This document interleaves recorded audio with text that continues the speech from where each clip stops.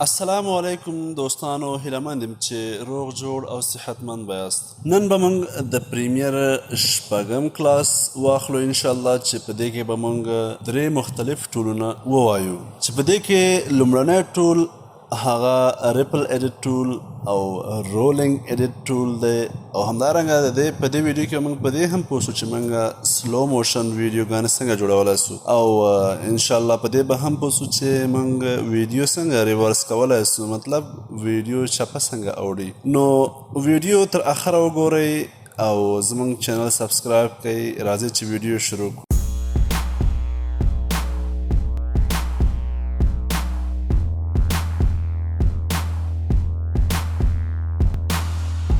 دا د موږ د کمپیوټر سکرین ته راغلو. په تیر کلاسو کې چې موږ کوم کار کړی و هغه په دغو ټولو باندې و، چې یو سلیکشن ټول او بل چې کوم و هغه ټریک سلیکټ ټول نه و، چې دوه ټول نه و. په دې کې چې مونږ کتل لینک پاس په ډسکرپشن کې راسي. نو نن چې موږ کوم کار کوو هغه په دې ټولو کار کوو، چې یو ریپل ایډیټ په نامه سره ده چې شارټ کټ وي ده، او بل چې رولینګ ایډیټ، او بل چې ده ریټ سټریچ.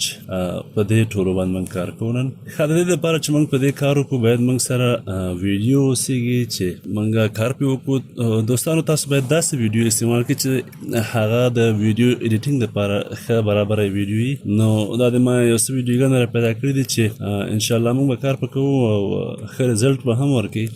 نو زه لومړی را اخلم دا ویډیو، د دې ویډیو څخه یو څو کلیپونه را اخلم چې د دې بلې ویډیو سره میچ وکړي. اوس ګورئ دغه سړی چې د زه نه جمپ وهي، فرض کړئ د ده سر نه شروع تر څو دی کته اوبو ته خطا کېږي، دغه سره پورې به موږ دا ویډیو راواخلو او خپل ټایم لاین ته به راولو. او همدارنګه په دې کې بل پارټ چې بیا راځي، کله چې د سړی اوبو ته خطا شوی په ده ځای کې دا پارټ به را اخلو چې دا ویډیو سره ښه میچ وکړي. دومره پارټ نو دا به هم دلته را انتقال کو. او په دې ویډیو کې یو بل پارټ ده چې هغه دا پارټ هم لږ په زړه پورې دی. نو زه وایم چې د ویډیو ایډیټینګ دپاره دا پارټ ښه کیدی سي، نو زه دا پارټ هم را اخلم د ویډیو ته. په دې اندازه باندې دا پارټ سو زمونږ سیکوینس برابر سو. اوس تاسو ګورئ دوستانو، دلته زه دا پلی کوم چې تاسو یې ښه وینئ. نو زه اوس وایم چې یاره دا کس چې کوم اوبو ته جمپ وهي، نو دا باید د اوبو ته د خطا کېدو څخه مخکې د ویډیو ختمه سي. نو زه باید څه شی وکړم؟ تاسو ته په تیر کلاس کې ما دا یادونه کړې چې د سلیکشن ټول په مرسته باندې موږ کولی شو چې یو ویډیو تریم کړو. اوس ګورئ زه دا ویډیو تریم کوم. پاسه په د رزلټ کې تاسو ته ښکاري چې دا دوه ویډیوګانې دي، د یوې لینت څومره، د بلې لینت څومره، دا تاسو ته ښکاري. دا ما تریم که. نو اوس زه مجبورم چې دا ټول پارټونه شاته چې کوم دا سلیکټ کړم او د دې سره جوین کړم چې تر څو په منځ کې خالي فریم رانسي. نو اوس ګورئ تاسو دا ویډیو ښه برابره سوه، پاسه نه جمپ وهي، مطلب د ښکته رسېدو څخه مخکې ویډیو ته بل ډیزاین خطا کېږي. نو زه اوس دا بېرته کنټرول زیډ کوم. نو نن چې موږ کوم کار کوو هغه په دې ټول باندې دی، ریپل ایډیټ ټول. نو اوس ګورئ دا کار چې موږ په سلیکشن ټول په مرسته وکړو، په دوه سټیپو کې موږ وکړو. نو د ریپل ایډیټ ټول په مرسته باندې موږ کولی شو چې دغه کار په یو سټیپ کې وکړو. موږ ګورئ دا د ویډیو تریم کړه، شاتنۍ چې کومه ویډیو ده هغه به په اټومیټیک ډول باندې د ویډیو سره ونښلي. نو په یو سټیپ کې به دا کار ختم سي. نو اوس تاسو ګورئ هماغه شی رزلټ به ورکوي. نو دا و د ریپل ایډیټ ټول چې کوم کار و هغه. اوس که چیرې زه د ریپل ایډیټ ټول په مرسته باندې نه بلکې د سلیکشن ټول په مرسته باندې دا ځای لږ کوچنی کړم، نو اوس ګورئ تاسو ته ښکاري.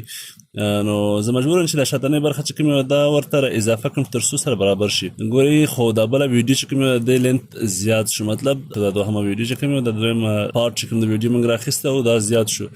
نو اوس دا کار هم موږ په دوه سټیپو کې وکړو، خو اوس موږ کولی شو چې د رولینګ ایډیټ ټول په مرسته باندې دا کار په یو سټیپ کې وکړو. په اټومیټیک ډول باندې به په اتومات ډول باندې به دا خپله شاتنۍ ویډیو لینت زیات کړي او د دې ویډیو لینت به کم سي. نو دا هغه ټول تاسو سره مرسته کوي، تاسو په ایډیټینګ کې تاسو سره دا مرسته کوي تر څو تاسو زر زر وشئ کولی ویډیو جوړه کړئ. د دې ټولنو استعمال هم ډېر ضروري. نو اوس راځو دریم ټول ته چې دا ډېر زیات استعمالېدونکی ټول دی، د ریټ سټریچ ټول. تاسو به لیدلی چې یو ویډیو د خپل عادي حالت څخه ډیره سلو شي یا د ویډیو چې کوم حرکت دی هغه ډیر آهسته رواني، نو هغه د چش په مرسته باندې کړي، هغه د دې ټول په مرسته باندې شارټ کټ ار دی دا کار تر سره شوی.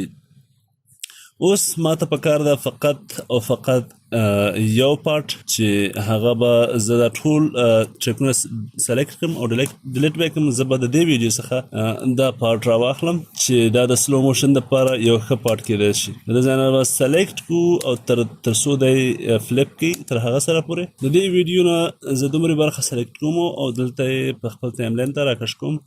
نو اوس په دې بیا خپل سیکوینس جوړ سي او دا ویډیو مونږ دومره انتقال کړه. زه اوس غواړم چې د ریډ سټریچ ټول په مرسته باندې دا ویډیو نور هم زیاته کړم.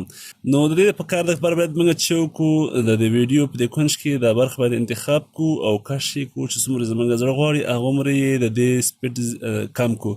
نو اوس دا ویډیو چې کوم یو ده په دې حالت کې تاسو ته ښکاري چې څو سکنډه د ویډیو لینت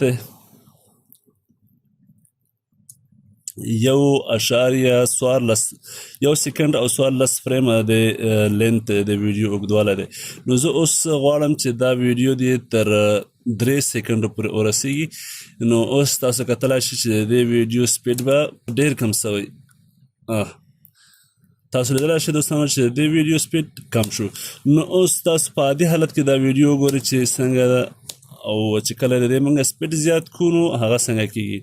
زه د دې سپیډ لږ نور هم کموم چې ښه ریزلټ ورکړي. تاسو کتلی شئ چې د دې ویډیو لینت اوږد شو او سپیډ هم کم شو.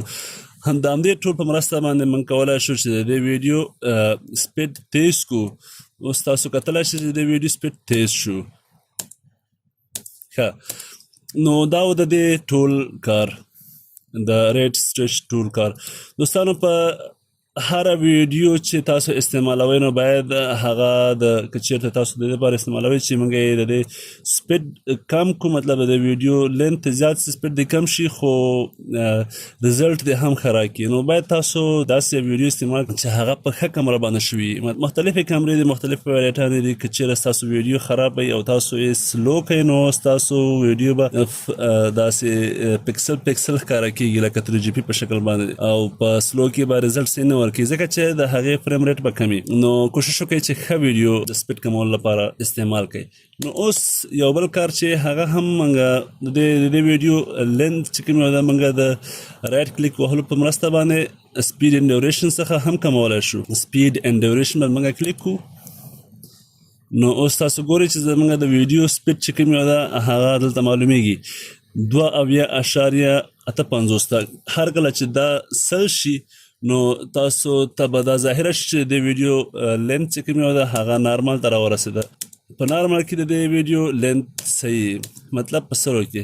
اوس زه اوس راځم بیا دې ته او د دې لینت د دې سپیډ چې ده هغه 200 کوم. نو دا ویډیو به راکمه شي او سپیډ به زیات شي.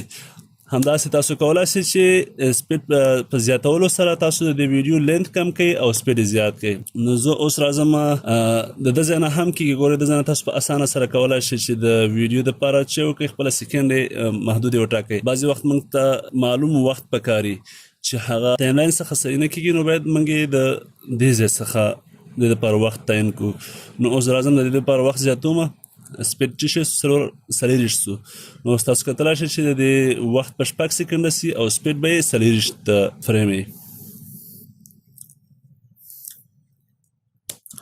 نو دا و د سپیډ اینډ ډیوریشن کار. اوس موږ راځو دا ویډیو څنګه موږ ریورس کولی سو، مطلب ویډیو دې چپه وګرځېږي. اوس که چیرته دا سړی بازي کوي، مطلب ملاک وهي هغه شاته دی، نو اوس موږ دا ویډیو داسې برابرو شي ملاک ته مخ ته ووهي. نو اوس د دې لپاره موږ چک کوو، بیا راځو همدې سپیډ اینډ ډیوریشن ته، ویډیو سرچپه کوو، راځو چې شته ریورس سپیډ دا انتخاب وشي. کله مو دا انتخاب که اوس تاسو کتلی شئ چې دا سړی به داسې په دې اندازه باندې ملاق وهي، مطلب دا ویډیو سرچپه سوه. او همدارنګه موږ کولی شو په دې ځای کې د دې سپیډ هم کم کړو.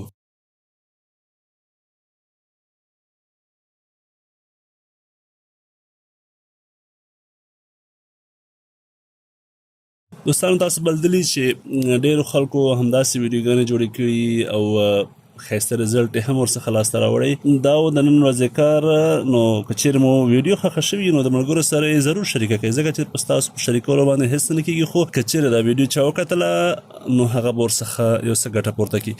مننه کوم، د الله په امان، په خدای مو سپارم او زموږ چینل سبسکرایب کړئ ضرور. خدای په امان.